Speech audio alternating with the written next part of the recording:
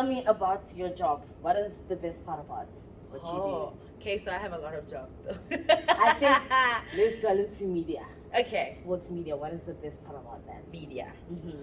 The best part is meeting different types of personalities in sports. I think it's very cool. Like, I think the world needs to be showcased the people in the sports industry. Yeah. And if you've seen the behind the scenes or the mic'd up or game day or all those things, it's very cool to see that these people are actually human. They're not robots just playing on a field. Yeah. And that's what I love, is showing people what a person is.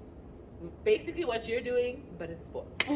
And what is the not so nice part about the job? The dictatorship. I think I don't like, because older people or people who don't understand social media or whatever, just think that, oh man, just post something, or oh man, let's just take a video. Yeah. There's a way to take a video. There's a way to make a picture. There's this, there's that, there's lighting, there's all these aspects. So I think the people not having so much knowledge and just dictating is the horrible part. I can't just take a video. Yeah. I have to take it in a certain way. I can't just post a picture. It has to be a certain thing, certain caption, certain hashtags. There's something. Or else, then anybody could do social media. Anybody can, if they're willing to learn. But also not everyone is a content creator. No. Everybody is a content. Tell me, what do you think makes your content very different from everybody else in your industry? Sure. Innovative. I don't stick to one thing. Yes. I stick to not trends, but like I'm up to date. Yeah. I'm up to date and willing to learn, willing to not just about me, but about the person and gel my idea and the person together. That's what I think I'm different from. There's many people who just, it's my idea, it's me, I'm doing this, you just follow me. When I'm like, okay, this person doesn't talk a lot. How can we showcase them in a different way? They like playing, they like music. Okay, let's use their music talent to showcase who they are. And that's me. That's me. I'm a good people's person. Yeah. That is you. That is a huge advantage to have. You being able to read people, being able to read the room, taking knowledge of, a person's good, a person's bad, and how to make a person look in the best way possible. Do you feel like you are always allowed that opportunity? No. Why is that? People don't see things the way you see them. And how do you deal with that? Showing them the good this could bring. But at the end of the day, I'm just somebody who's adding value to their company or their page or their thing, and I still have to follow what they want. And that's where, I'm sorry, Lord, that's where my pettiness comes. And I go, you know what, I'm going to do what you want me to do. And I'm show you that it's not going to gain attraction the way you want it to. And then wait for you to come back to me and be like, you were right. Maybe we should do it differently. Maybe we should, because some people, sometimes you have to get burnt to learn. And even though it might look bad on me with my content creation, sometimes the company or the page or whatever has to get burnt to see that, no, that's not the direction. That is not the way. It's basically trial and error. And talk to me about, you didn't just wake up and decide to do media. No. You didn't just get to where you are. No. What are the skills and the processes that you've had to go through for you to get to where you are? Hectic. You know how, this is something that we were actually talking about before. I took a gap year before college. And I went to college and on university. Taking the road that people want you to take or the road that everybody's taking is not going to get you where you want to go. Realizing that I don't actually have to study now. I can take a year off to figure out what I want. And that was sports. Realizing I don't have to be a doctor, I don't have to be a psychologist, I don't have to be an engineer. You know what I'm saying? Convincing my parents that. And then realizing that COVID created an industry that is so big, and that was social media. It was there, but COVID, I feel like COVID blew elevated it up and gave it a different light. I think anybody can get into social media and blossom. Like it's not just about content creation. Even every business needs to go into social media because that's where the marketing is. And that's where I found out that actually this place is actually not so bad. Parents, yeah, you're always on your phone. Yeah, no, it's actually my money. It's my money. It's my money. Yeah. It's my money. Yeah, so yeah. Do you feel like your parents were very supportive of what you're doing? I mean, it's different now, and also they're a different generation. Yeah. They were drilled with, I'm giving you this opportunity to go to school. You are going to go to school with the subject I chose. Yeah, you know what I'm saying? Now you're coming. You know, I want to study music. I want to do dancing. Yeah. I want to do media. I want to do sports. Yeah. I feel like this year is the first year I've met so many people who are doing their sports science, sports management, and I'm like, so these things exist. Like, we're not all just going to be lawyers and doctors and engineers and no. Talk to me, like, were your parents welcoming of the idea? Were they accepting? Oh my gosh. Ooh. I mean, I have older siblings and they were forced to study what their parents wanted, let me say. And then I was like, okay, yeah, I'm gonna be a doctor. I'm gonna be a pediatrician. I wanted to be a pediatrician. Mom was like, yes, doctor. And then I took the gap year and I was like, actually, no, it's not gonna work. No, those 8 years, no. Yeah. Like, and then they're like, okay, where do you want to do it? Do you want to do it at UP? You want to do it at UJ? I'm like, nah. I want to go to college. Ooh. And they're like, so no NASFAs? And I was like, no, I want to go to a college. And believe me, they tried to talk me out of it. Yeah. So many times. And man, I don't know what God did, but God just changed their mind. And they were like, okay, here's the deposit. Here's the... Go, my child. Literally so grateful for my parents for taking the leap of faith. And that's what motivates me every day, is that they took a leap of faith of me. Yeah. I can't come back with nothing. Okay, paper, great, graduation, gown, cap, ooh, nice. And then what? And you sit at home. And then you sit at home. No job. You're adding to the rate of unemployment. You are sitting in my house, you are not paying rent, you are eating.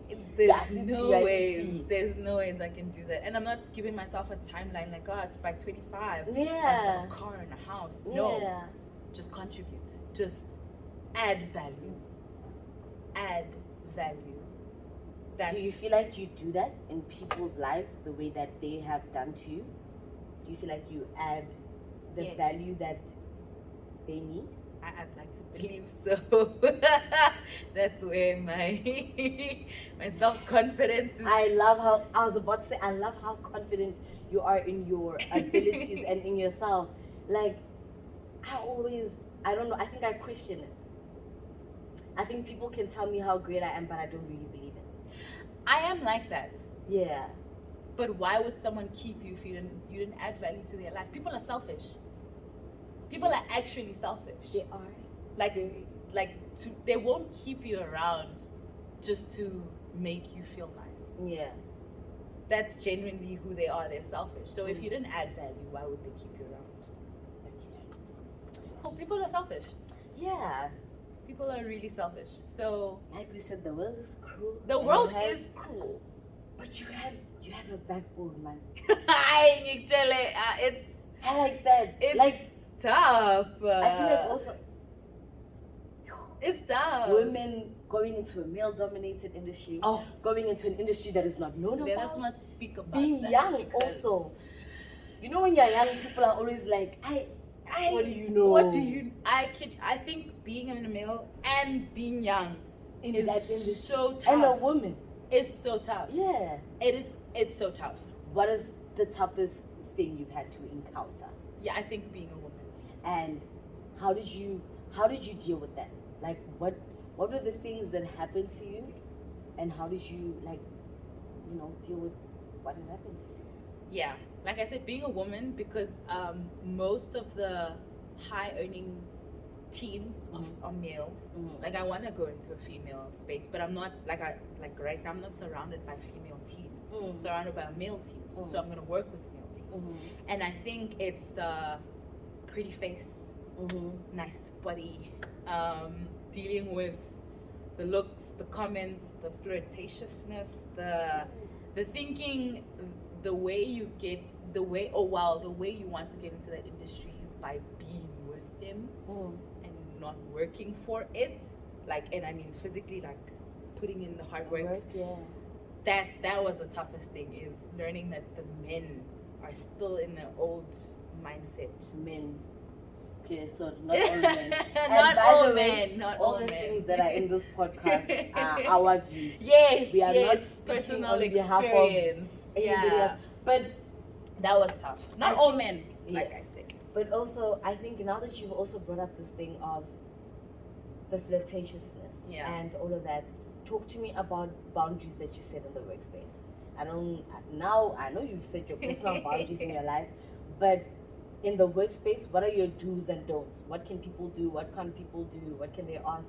Talk to me about that space. I think in the beginning I was, okay, I'll go with you, or I'll do it, or whatever. But now I'm like, if I'm not comfortable, I'll be honest. If I don't like something, I'll be honest. Like, no, I don't want to go there. No, I don't feel like doing it. Like and it's hard because I hate disappointing people, and I had to realize that just because I hate disappointing people, but I can't sacrifice my own peace and happiness. Because at the end of the day, I have to go home with myself. I have to be fine. Yes, I have to be fine with what I did. I have to go to church knowing I did that. You know, so that's where I had to be like, no, I'm not comfortable doing this right now. And it's either you accept me with what I have to bring, or should I leave? Should I walk out? And that it still is tough, but you're getting the hang of it. I think I've said tough so many times. No, it's okay. It's okay. It is. Let's talk about the discipline it takes. I think that is a very important skill that somebody must have going into a field like that. You know, consistency, discipline. It's not handed to you. It's not. Even as a player, like, I mean, Ronaldo and Messi, they had to practice how many times just to be where they are. Like, practice makes perfect. Practice does make perfect, but it also builds character. It builds you, because you have to be faithful in practice to be faithful in a match. True. I've never heard somebody say that, but I 100% agree with that. Like, that is very accurate. I mean, our coaches used to be like, what you do in a practice is what you do in match. Match, yeah. For me, I didn't realize that what I did in high school, like, translated in what I did in the first year. And that's why that lecture was like, she's not focused. She's not focused. Yeah. Because I wasn't focused in high school. So I was like, okay, what I do in class, what I do around people is what I'm going to do in the workspace. Is what I'm going to do when I'm around my bosses and my thingy. If I don't have respect with my friends, I'll never have respect with them. Like, it's just. And let's talk about, you do a lot. You're a coach. You are. You can be a chef. You do a lot. Like, I always think I do a lot, but then I'm like, let me show you a woman who does a lot. Do you believe in balance? Do you think balance exists? Like, do you think you can be 80 in every aspect? Yes. I think I'm like 60-40, but yes, there is balance. There is balance. So you think that balance does exist? It does exist. Do I use it? No, but it does exist. Okay, it does. It does exist. How do I balance? Maybe that's your question. Yes, tell me about how you balance, maybe. Going out with friends. Yeah. I think the spontaneous Cape Town trips, I don't say no to fun with my friends. Yeah. And as long as it doesn't clash with my work. When it's time to work, it's time to work. Yeah, I definitely do go out. I definitely do, like today is a Saturday. Obviously I came here, but I would sit at home and watch series, and you know, sometimes I just feel like I'm not going to open my laptop today. And I don't. And is that what self-discipline is to you? A matter of, when things need to get done, I will get them done. Yes. And okay, you've shown me that you have self-discipline. I think you've established that, and I think everybody can tell that. But with you being a coach, with you being in media, with you being school, being the president, and everything that you do, what do you find difficult about disciplining others? What do you find is the most difficult thing about instructing somebody and being like, bro, this is the like, what is difficult about that? What do you think is difficult about that? It's the different personalities, I think. I mean, even as president, I love my people. But it's still difficult. I love y'all. But I think it's still difficult dealing with different personalities and different mindsets. And that's how you need to remind yourself you can't say the same thing or do the same thing with the same person. Like, the way you learn isn't the way someone else learns. Yeah. That's what I learned it in church. Yeah, it's difficult. You are learning a lot. Like personality. And a lot of people. Personalities. But reminding them that I didn't force you. I didn't make you sign up to be here. Yeah. I did not put a gun to your head and say, yo, this is what you need to do. This is what you're going to do. Yeah. And that's what I remind people. No one forced me to do what I'm doing. Yeah. No one said, yeah, Mphumi, you want to be in sports media. Yeah, Mphumi, you want to be a coach. Yeah. You wanted sports in general. Just do it. Do it. No one, my parents didn't put a gun to my head. Yeah. That's what disciplines me, and that's how I discipline people around me. Is saying, you wanted to be here. Yeah. If you don't, there's the door. No one's holding you. No one is holding you. We'll give you a great review. We'll say, this person was great. They did not finish, but they're great. And you have to live with the fact that you didn't finish. Yeah. You have to live with the fact that you quit halfway. And that's what I remind people. Quitting halfway. Yeah. You are touching my heart. But then definitely did not. quitting things halfway. No, I it's did okay. not remember that on It is purpose. But you know what I feel like is also a challenge? Yeah. The pressure. It is. The pressure to be great. Yeah. The pressure to be the best.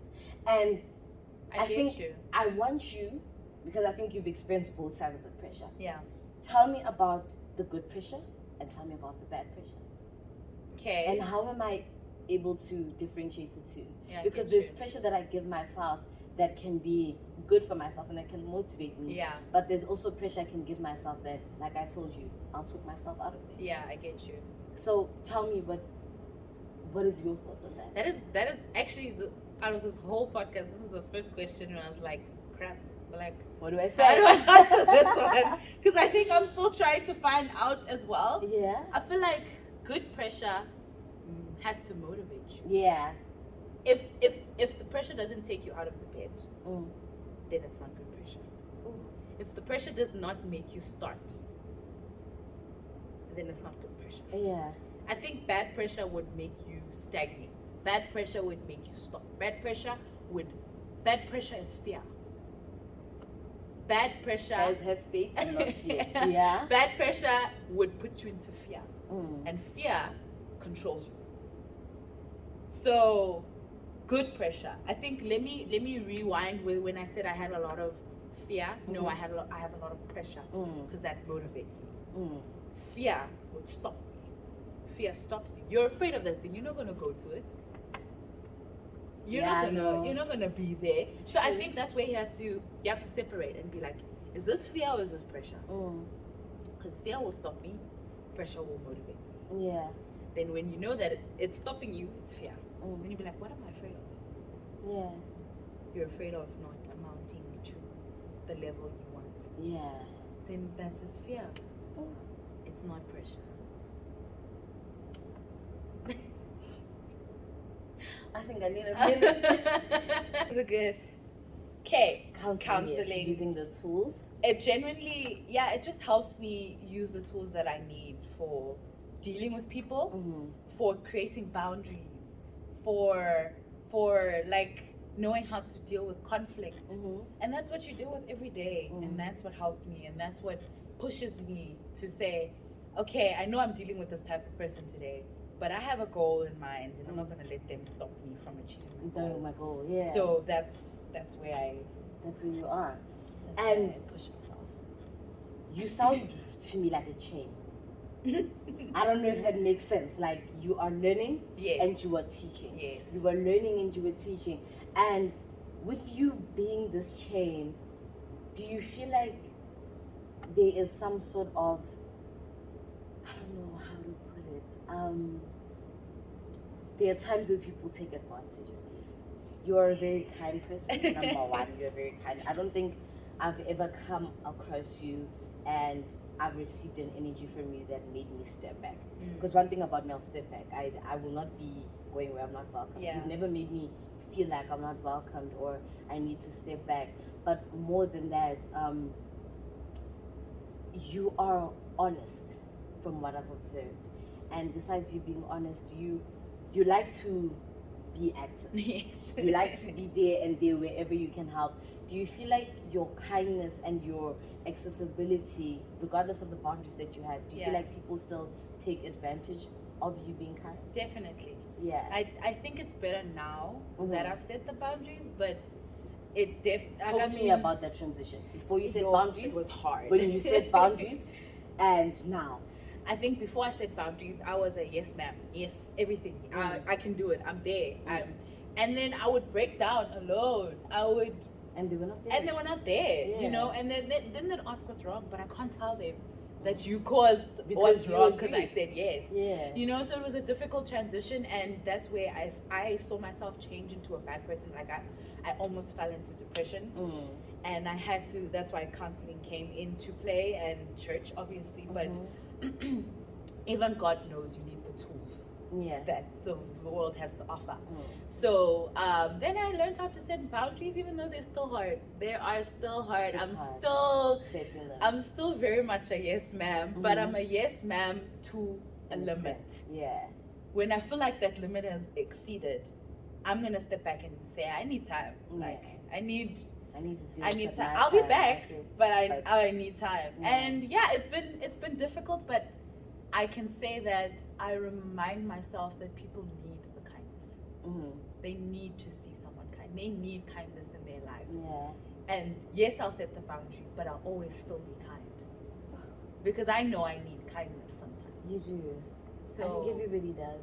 Like, no matter, I separate the action from the person. But the world is cruel. Separate the action from the person. So you give people the benefit of the doubt. do. Even after I do. I think of the horrible things people do. I do. And people don't actually know that I overthink if they're okay. Like, that's me. And even if they did me wrong, that's okay. Like, really? I really am. And my mom, my friends always go, yo. I'm also going, yo. Like they always like, yo. Like, ish. I know. Does it not strain you at some point? Like, do you ever feel like, no, like, leave me alone? Like, no, like, yes, wait, I do. I need my space. I do. Are you able to be vocal about that, considering the fact that people are always coming to you? I can be honest and say my face shows before my words. Okay, I know.